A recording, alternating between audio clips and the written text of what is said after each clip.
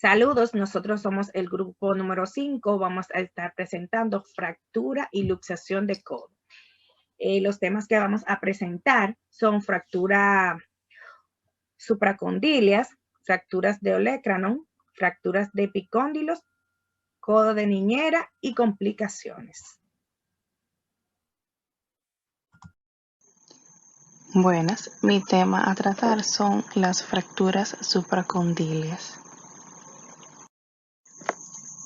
Son fracturas extraarticulares cuyo trazo se va a localizar en la fina porción de hueso que une ambas columnas humerales, separando la porción articular de la metáfisis ósea. Son fracturas propias de la infancia. Existe un pico de incidencia alrededor de los 7 años de edad y pueden acompañarse de lesiones vasculonerviosas que siempre deben tener en mente. Por su mecanismo de producción se distinguen clásicamente dos tipos. 1. Fracturas de extensión, secundarias a una caída sobre la mano en el codo, en mayor o menor grado de extensión. Este tipo representa el más del 96% de las fracturas supracondilias. El brazo de fractura en visión lateral irá desde anterior en la zona distal a posterior en la proximal, y en consecuencia el fragmento articular se desplazará hacia atrás por la dirección del impacto.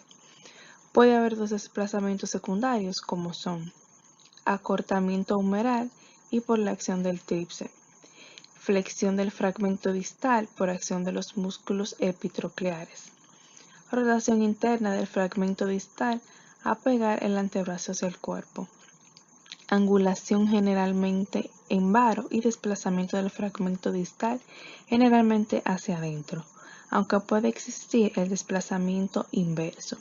Su grado depende en este caso, de la importancia de la lesión del periósteo. El extremo lacerante del húmero desplazado hacia adelante puede lesionar la arteria radial o el nervio mediano. Entonces, la número 2, que son fracturas de flexión, producidas en una caída en la que se apoya el codo flexionado y en la que los desplazamientos en el plano lateral serán los inversos. Por la acción directa del traumatismo suelen ser abiertas, pero el riesgo de lesión vascular es mucho menor y son menos frecuentes. Bien, pasando a lo que es el tratamiento, va a ser diferente en niños y en adultos. Diferirá en función del desplazamiento de los fragmentos. En las fracturas con mínimo desplazamiento se colocará en ambos casos un braquial de escayola en ángulo recto o discretamente obtuso, que se deberá abrir inicialmente para evitar los síndromes compresivos. Se deberá comprobar la existencia de pulso radial una vez colocada el yeso, que se mantendrá durante 3 semanas.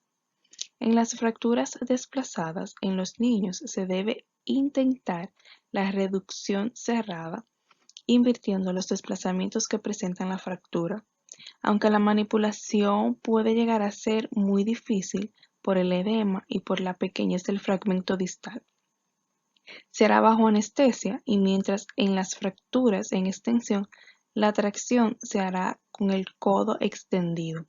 En las fracturas por lesión se deberá manipular el codo siempre a 90 grados de flexión para poder conseguir una buena reducción. Si la fractura es inestable tras la reducción, lo que suele ser la norma de las fracturas desplazadas, se colocará 2 agujas cruzadas de Kirchner como osteosíntesis o mejor aún 2 agujas por la cara externa para no lesionar con la interna del nervio cubital.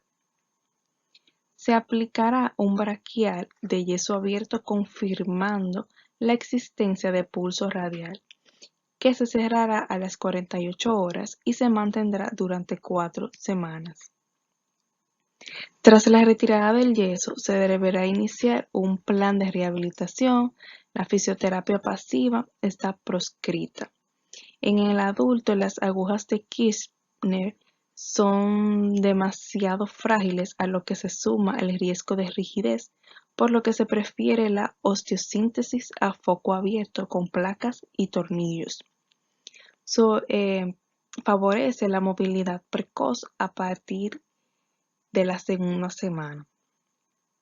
Los codos muy edematosos o en las fracturas abiertas resulta muy útil la utilización de una fracción translocraniana al cenit, comprobando mediante controles radiológicos sucesivos la correcta alineación de los fragmentos. Dentro de sus complicaciones, las podemos dividir en dos tipos: las que ocurren inmediatamente tras la fractura y aquellas más tardías o inmediatas. Las complicaciones inmediatas se pueden clasificar en apertura de la piel como fracturas abiertas, lesiones vasculares en la lesión aguda más importante y es dividida a la laceración de la arteria humeral por el pico del fragmento proximal desplazando anteriormente. También están las lesiones nerviosas, se dan al 7% de los casos y suelen afectar el nervio radial o el nervio interioso anterior. Dentro de las complicaciones tardías están las contractura isquémica de Workman. Es la complicación más temida, aun su incidencia no suele alcanzar el 1%. Es la consecuencia de una isquemia muscular y puede producir sin lesión arterial. Están también lo que son los callos viciosos, suelen ser la consecuencia de las reducciones insuficientes. La malrotación del codo crea un tope anterior, que en muchas ocasiones obliga a una segunda cirugía para resecarlo o hacer una osteotomía correcta. También tenemos lo que son las deformidades angulares. La más frecuente es en el cúbito varo, debido a una insuficiente corrección de la desviación del fragmento distal y suele provocar defectos estéticos. También están lo que son las rigidez articular. La pérdida de movilidad suele ser mínima en los niños. Y por último, la miositis osificante. Estas se relacionan con las reducciones tardías, más de una semana. La manipulación y la movilización agresivas. Aparecen en el músculo braquial y son voluminosas y provocan dolor o limitación en la movilidad. Está indicada su extirpación. Y hasta aquí es la parte del contenido de las fracturas supracondilias. Mi nombre es Madeline Batista. Yo le voy a presentar fractura de olecrano. El mecanismo de la lesión son producidas a consecuencia de un impacto directo sobre el olecrano con el codo en flexión, de un impacto directo sobre él. O sea que el codo debe de estar flexionado para que se produzca esta fractura. Tenemos las clasificaciones que son fracturas no desplazadas con un desplazamiento menor de 2 milímetros. O sea, si es menor de 2 milímetros, no es desplazado. Que no aumentan al realizar la flexión del codo mayor de 90 grados. Y también tenemos las fracturas desplazadas, que son desplazamiento mayor de 2 milímetros. O sea que ya vamos a saber que si es menor de 2 milímetros no es desplazada. Si es mayor de 2 milímetros es desplazada.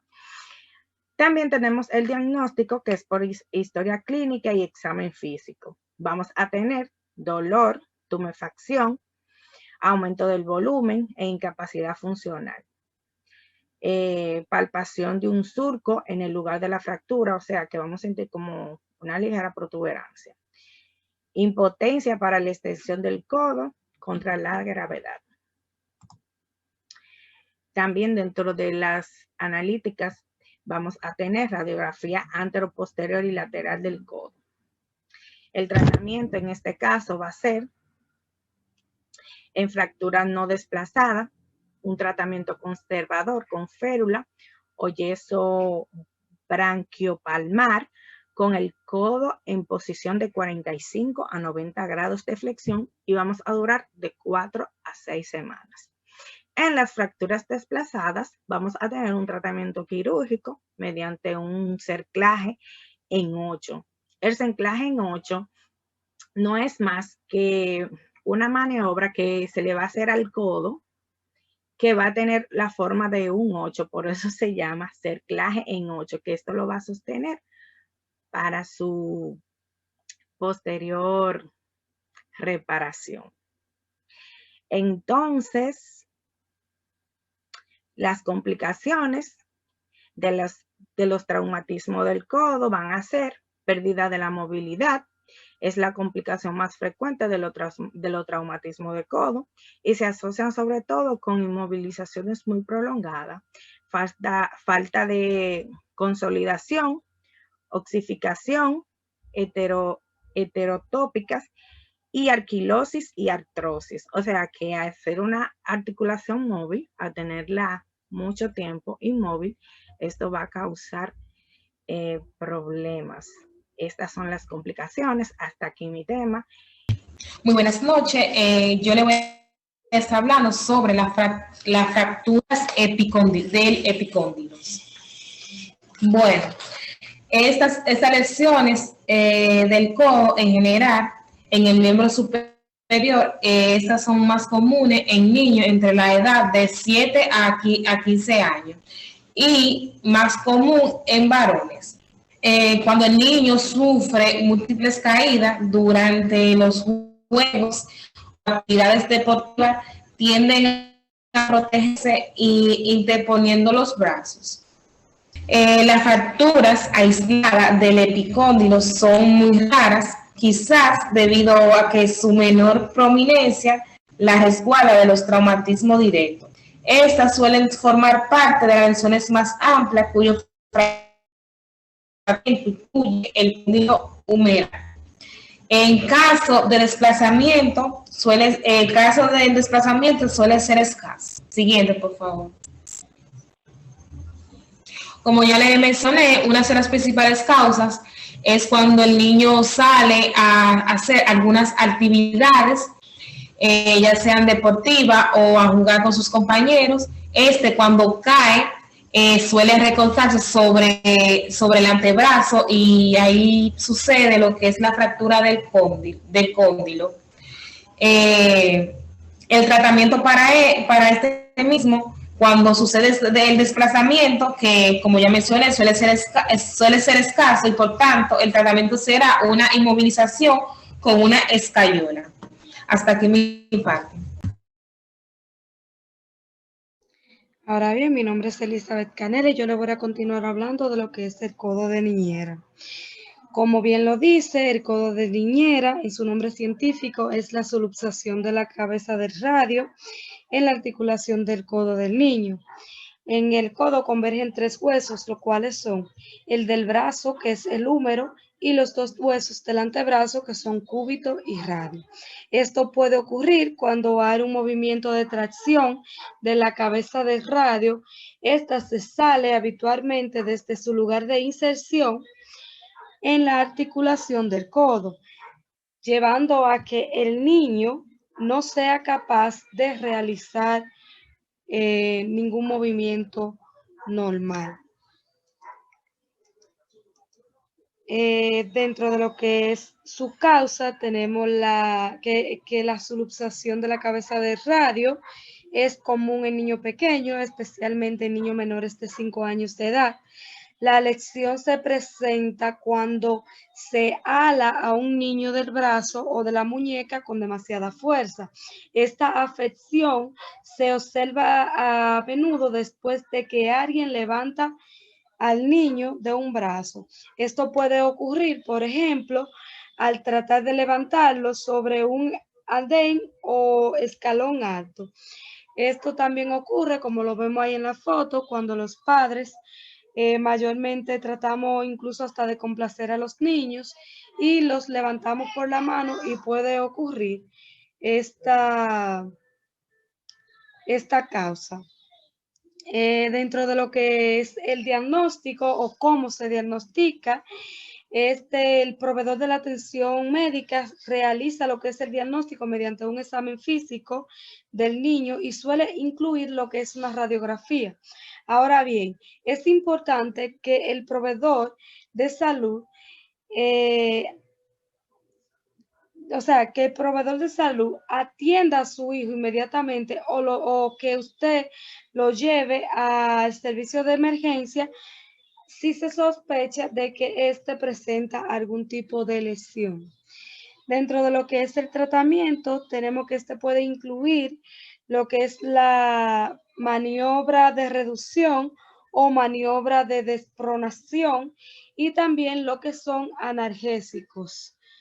Hasta aquí mi parte. Buenas, yo le estaré hablando sobre las complicaciones de estas fracturas de los epicóndilos. La siguiente, por favor. Estas complicaciones no son más que dos tipos, agudos y subagudos. El primero afortunadamente es muy raro, pero el segundo puede traer una isquemia de Walkman. El compromiso vascular es el primero que debe ser evaluado ante esta fractura, junto con los impulsos periféricos que se deben ver, la colaboración cutánea y el dolor. Es posible que existe un compromiso vascular sin dolor, pero luego las lagunas, después de horas, reaccionan con alteraciones a la sensibilidad. Esto suele ser evaluado minuciosamente. La siguiente, por favor.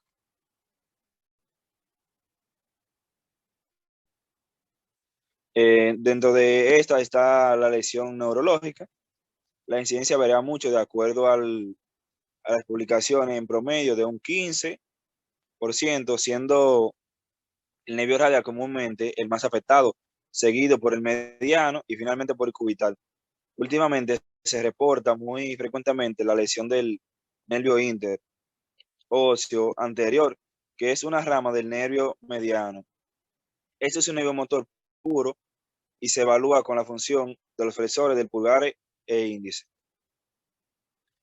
El cúbito varo, esta complicación es una deformidad más frecuente que ocurre luego de la fractura de codo.